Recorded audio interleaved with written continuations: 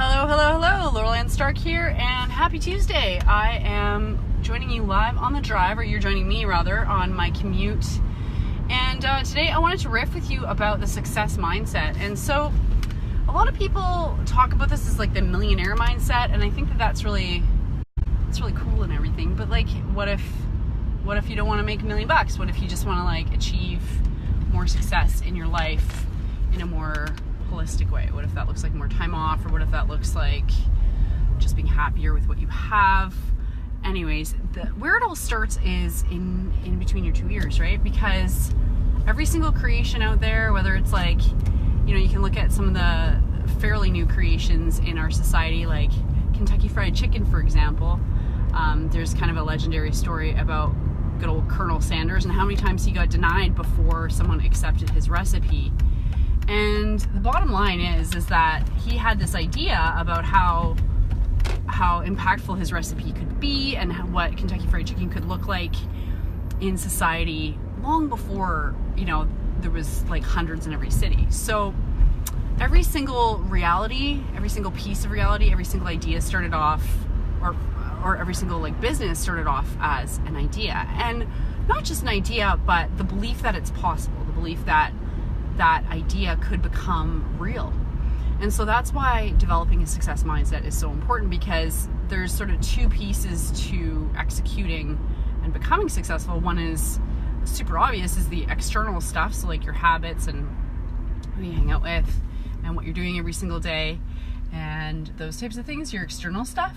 But what's not so necessarily obvious is the internal game. And this is where just stopping safely at a crosswalk, waving to tourists. But the internal game in between your 2 ears is what is, I think, the most foundational piece of developing a successful life, a successful business, etc. So here's why this is so important. So we all have those days when we think to ourselves that we're just like better off in bed kind of thing. And we have those days where we're down on ourselves, we have poor self-confidence, we have poor motivation, we have persistent negative and disruptive thoughts. And even more so if you're an entrepreneur. Typically speaking, if you are an entrepreneur, according to the study by Dr. Michael Freeman called Touched with Fire, you have a predisposition to mental illness. So managing your mental game is really, really critical if you want to achieve something more than you've got created right now. So thoughts create your reality. What you believe is possible creates your reality. And we need to fortify ourselves against these instances of when we're not feeling so good, or we're not feeling motivated, or we're not feeling happy, we're not feeling like we can. So the number one, or I guess the first tip around creating a success mindset is preparing for those moments, preparing for those days when it's going to be harder, preparing for those days when we're just like not going to want to do anything. So I call this creating environmental guards or support. So if you can't change yourself, you can change your environment, you can change your behavior. No, not necessarily your behavior, but you can change your environment and set up supports to help support you in those moments. So if you're prepared for when the inevitable days come that you're feeling down, then you increase your likelihood of being able to perform on those days as well. So here are some tools that you can use. The first one would be looking at a list of all your accomplishments. So that's one thing that is absolutely tremendous when it comes to boosting your confidence. And it can go all the way back to like elementary school, if you like, like what are all the things that you have already accomplished in your life? And that just creates proof that you have the ability to create things in your life that at one point you thought were difficult. Like, for example, running that track and field race in elementary school, or getting that job that you thought was hard, or whatever the case is. Like any of those accomplishments, write them all down, as many as you possibly can, and on days that you're feeling like crap, pull it out, take a look at it, and remind yourself what you're capable of. Because a lot of possibility has to do with our identity. What we believe is possible is sort of hinging on what we can create for ourselves, right? So referring back to this list of accomplishments is something that can be really, really powerful. And of course, it's time to set it up. You have to sit there and kind of brainstorm. But in terms of an internal motivator, it's extremely powerful to help you remember what you're capable of. So things like your accomplishment list. Another list that's really good is a gratitude list. In case you're feeling like everything sucks, a great thing to do is just write down all the blessings that you have in your life, whether you call them blessings or just things to be grateful for. And again, you can refer back to this when you're not feeling very well. So 2 environmental supports there. Another thing that can act as an environmental support is creating a morning routine. And this is something that pretty much all self-improvement and business development and sort of motivational people talk about creating a morning routine. And why it's so important is because it can help you sort of ward off any of those kind of blue days or crappy days, just by having something that you do every single day to help get you in what I call a power zone. So routines can look like making sure you have like enough coffee, or it can look like listening to awesome music, or it can look like doing 25 jumping jacks, whatever it is that works for you personally to continue to get you in the zone and get you ready for your day. So those are some environmental supports that you can put into place, because again, you're gonna have crappy days. You're gonna have days where you feel like you can't. You're gonna have days where it seems impossible. You're gonna have days where you're frustrated with yourself, where things aren't working, where your internet is down and your cell phone is broken and you keep dropping service and no one will call you back, and you just got fired by a client and you didn't sleep very well last night and you lost your dog.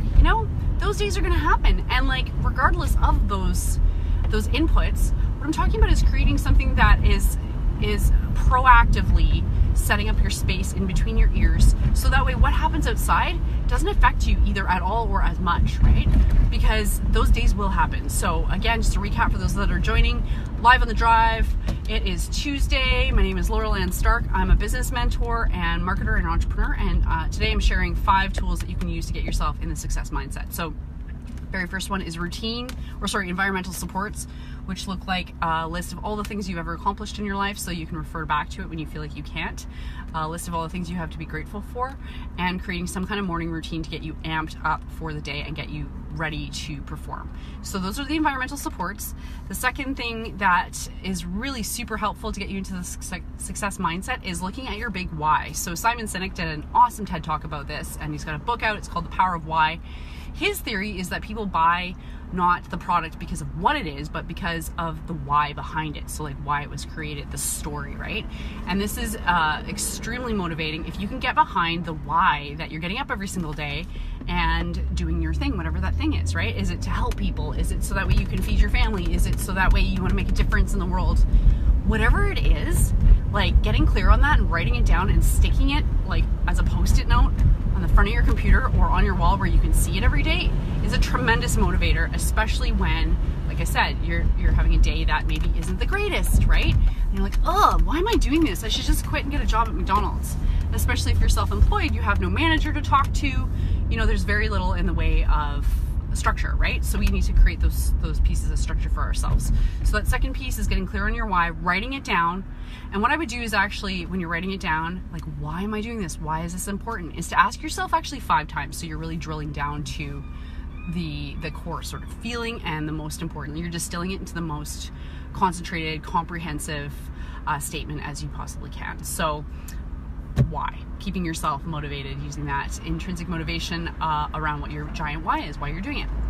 And the third one, it could be classified as environmental guards or supports, but I decided to keep it as its own thing, is accountability. So like I said just a minute ago, is a lot of us as self-employed people, we don't have structure, we don't have community, we don't have accountability. It's just us in our heads, and that is pretty much the business. So one thing that's really, I find absolutely a game changer, is to be accountable to another party, whether it is a business mentor, a life coach, an accountability partner, your best friend, your sister.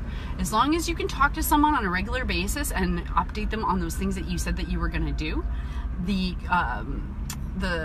humanness of us, we have pride, we have ego, we have all of these things. I'm at a red light, that's why I'm moving my hands around. But all of these things can act as motivators, right? That peer pressure. We don't want to look bad in front of other people. So having some sort of person in place that you have to report back to will absolutely increase your odds of performing and staying in that success mindset, because you will be accomplishing more. And the more you accomplish, the better you'll feel about yourself, and it creates this momentum, right? So some kind of accountability person, whether it's, like I said, a business mentor, some sort of business coach, your best friend, your mom, whoever will talk to you every single week or month, whatever it is, on a regular basis, and just help you stay accountable to the goals that you said that you were going to create. Because it's about integrity, right? It's about congruence. It's about doing the things that you said that you were going to do, right? If you consistently are dishonest with yourself, or you consistently let yourself down, that can erode your self-esteem and your ability to deliver. And it gets into your head too, right? So all those things you said you were going to do, let's set up those supports so that way you can actually get that done. So that's accountability. The fourth one is around achieving those objectives, right? So looking at your why, what you want to do is from there kind of look at your 10-year vision. So throwing, Darren Hardy calls this big, hairy, audacious goals. So not worrying about how, like not worrying about the laws of physics or time or space or mathematics. In 10 years, what is your ideal life? If everything works perfectly and you could just wave yourself a magic wand and things would just be absolutely 100% perfect. What would that look like in 10 years? Because we consistently underestimate what we have the ability to accomplish in 10 years. So odds are you can get pretty close to whatever that 10-year vision is. And once you know where you're going, then it creates this, it's almost like an elastic band. It creates this tension pulling you towards a time and place, and the more you can get clear on that, the more you'll start to get great ideas and connections will happen, and you'll get sort of creative solutions to help propel you in that general direction. And heck, even if you don't accomplish 75% of what that vision looks like and you get to 25%, that's still a gigantic accomplishment if you're looking at if your goals are big enough, right? So having a vision, like where are you going? So where are you going and why is that important? These are some supports that, again, I would write that down and I would have it in front of your face. These are some things that can help get you in the zone. Some people review their mission and their vision and their 10-year sort of set of goals, as well as their list of accomplishments and their list of what they're grateful for every single morning before they do anything else, just to get their head straight, right? Because it's, as human beings, it's common to lapse into fear. It's common to lapse into procrastination or distraction.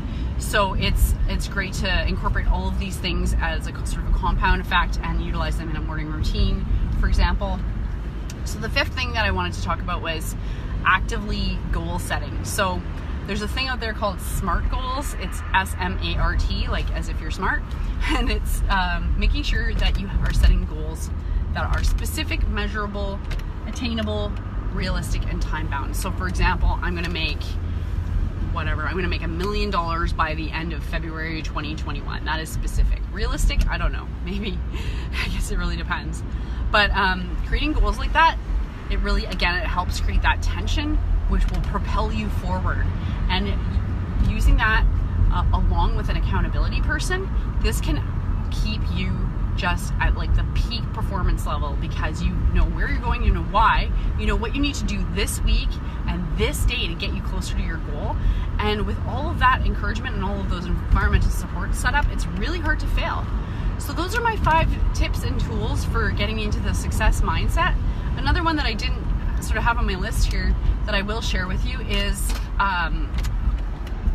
before I went to go speak at Social Media Camp, I worked with a speaker coach, and her advice was to listen to gangster rap on the way to the place where I was going to speak. And you know what?